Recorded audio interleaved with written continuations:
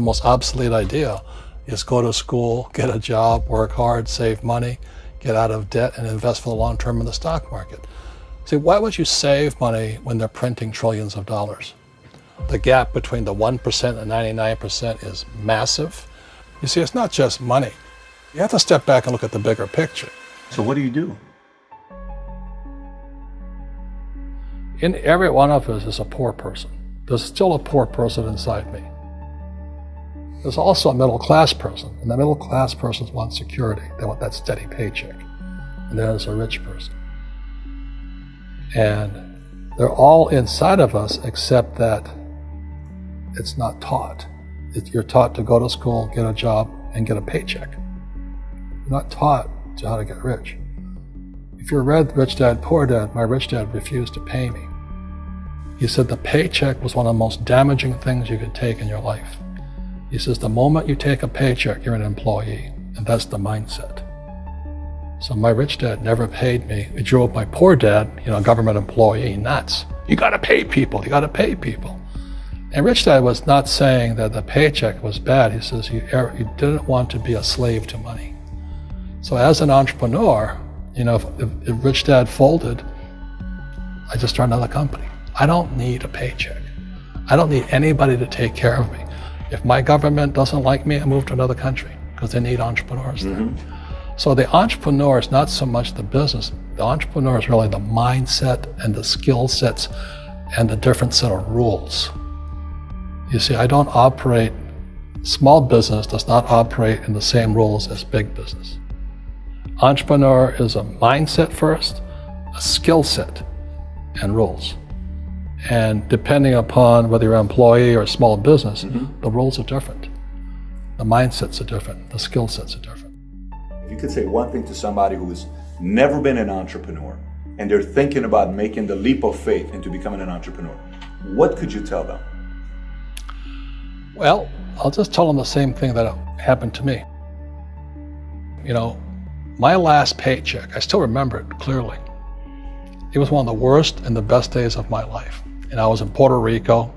I was working for Xerox, and my boss gave me it wasn't a paycheck, it was a bonus check. I think it was about $30,000, taxable. It's the only problem with that. So I got this check and I went, holy mackerel. You know what I mean? So I was excited, but I was also disturbed. And so this other guy comes up to me, his name was John, and John says to me, he says, you're gonna be back. I said, why? He says, because you're gonna fail. I looked at him and said, look, few expletive words, because that's what he did. He left Xerox, failed, and he came back. And I said, look, you failed and you came back, but I'm gonna fail and I'm never coming back. And that's the attitude. Do you know what I mean? If you say, well, if I fail, I'll go back to mommy and daddy, then that's what you'll do. So if you fail, that's when I became an entrepreneur, because I had no money. I had no money for years. I didn't have a paycheck. But that's what my rich dad encouraged me to do. He says, when you don't have this paycheck, you get hungrier, smarter, and it's a test of your character. Will you become a crook? Will you become dishonest? Will you cheat and steal? Or will you become a better human being? So really, that's the benefit of becoming an entrepreneur, is you really find out who you are when you don't have anything. So you always have to look at the big picture. Too many people look at, well, what's going to happen to me? When you look at the big picture, you're also going to know that when something bad happens, something good's going to happen. But you got to prepare for whatever is coming. If you think next 20 years will be like the last 20 years, you're going to get creamed. When you and I go to the supermarket and we buy a carton of milk, we always check for the expiration date. But most people do not check for the expiration date on their brains. Instead of get out of debt, I get into debt. I just refinanced $300 million in debt. I went from 5% to 2.5% interest. I made a fortune. Every month, more money comes in because my cost of money has gone down. So while some financial experts are saying get out of debt, I'm saying learn how to use debt. See, when I came back from in Vietnam in January of '73, the first thing my rich dad said to me was go to school to learn how to invest in real estate. It wasn't real estate, it was how to use debt and taxes. Debt and taxes make the rich richer. Debt and taxes make the poor and middle class poor. So all the rich guys who are doctors and lawyers or, those guys, they're getting creamed and they don't know why. Doctors are getting creamed.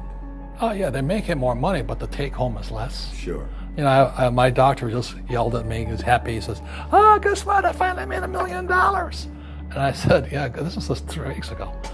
And so I said, "Yeah, well, how much you pay in tax?" He says, $750,000 in taxes.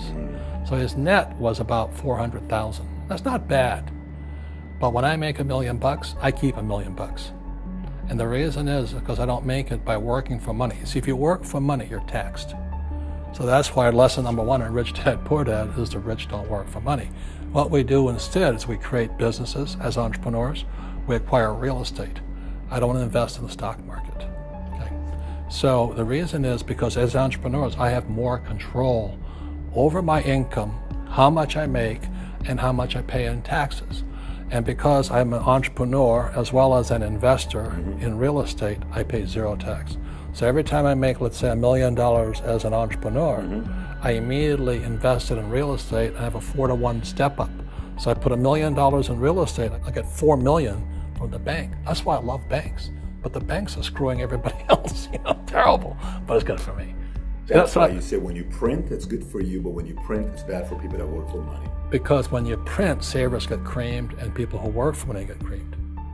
When they print, debtors get rich. You see, debt and taxes make the rich richer, and debt and taxes make the poor middle class poorer. When we have obsolete ideas, we get obsolete results. So what's happening for most people, the idea of going to school, getting a job, working hard, saving money, getting out of debt, buying your house because it's an asset, and investing for the long term, is obsolete. The world has changed. The world changed in 1971 when President Nixon took us off the gold standard and money became debt. What if we get rid of school? Then what would happen? Would it be better if we had no educational system at all? No, I'm saying education is more important before. It's just obsolete. There's Moore's Law which states information doubles every 18 months. In other words, everything's obsolete 18 months. So, and this is just a recent phenomenon. So when you come out of school, you're already obsolete. And that's why I'm the old guy, I meet my friends who went to Harvard. I went to Harvard. I said, yeah, that was how long, 50 years ago? Today, the banks are charging you interest to save money. In other words, banks don't want your money because they printed too much of it. And that's why there's this bubbles in stocks and bubbles in real estate and all this. People are dumping the cash because, as I said in here, savers are losers and cash is trash. And yet people, well, I want a high-paying job. Well, that's an obsolete idea. Get out of debt is an obsolete idea. You should learn how to get into debt, how to use debt to get rich, and they'll never teach you about taxes. The reason the 1% is way up here and the 99% are going this way is because when you print money, 2 things happen: inflation and taxes. It's crushing them. And any entrepreneur thinks, I'm just going to make money, I'm going to start a business and make a lot of money, because what we talk about, they really have got to smell the roses, man. That's not what the real entrepreneurs are doing. Most entrepreneurs, there's 28 million small business owners in America. 24 million are what are one-person entrepreneurs. They're called non-employee entrepreneurs. So and that's what happens is when people don't really understand what an entrepreneur does. So most big people are self-employed, but they're not really entrepreneurs. The self-employed pay the highest taxes of all, and nobody tells them that. Yeah, it's also called the entrepreneurial spirit, but what we were actually talking about was there's no such thing as a bad economy. There's external, you and I, we all have an external economy, but we also have an internal economy. And the willpower is to change our internal economy. So for me, I can see the good and I can see the bad. I don't really give a damn because I'm going to be rich anyway. But a poor person with a poor personal economy, all they're going to see is a bad economy because they don't know how to make money in any economy. And a middle class person, they have a middle class economy. What they want is a nice house, and a steady paycheck, and the job and the car. And so when you take their job away, to them, that's disaster. Well, since an entrepreneur doesn't have a job anyway, it's no big deal.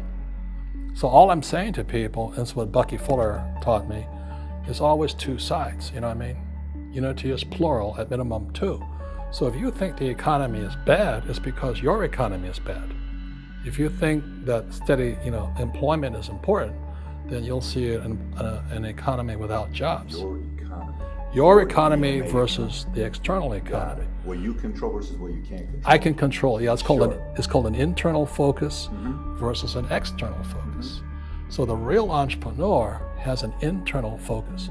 That if they fall down, they say, "Oh, this is good, because I'm going to go up higher." The average person will fall down and say, "Oh, I'm going to take some Prozac," or somebody has a mistake. So, "Oh, the mistakes don't matter." Well, mistakes matter. It means you didn't know something. But a real entrepreneur, whether they fall down, they always can go up. They can stand back up and go higher. That no matter what happens to them, they get stronger and better and smarter and happier. But a person with a weak internal mindset is that they're so afraid of what happens, it generally happens. Like, people who are afraid of losing their jobs, they generally lose their jobs. You know what I mean? Yeah, so everything you can comes through you. Yeah, so the entrepreneur first job is to control inside here, not outside there. The moment you take that paycheck, you're an employee. You've got to be stronger than that. It's about inside control.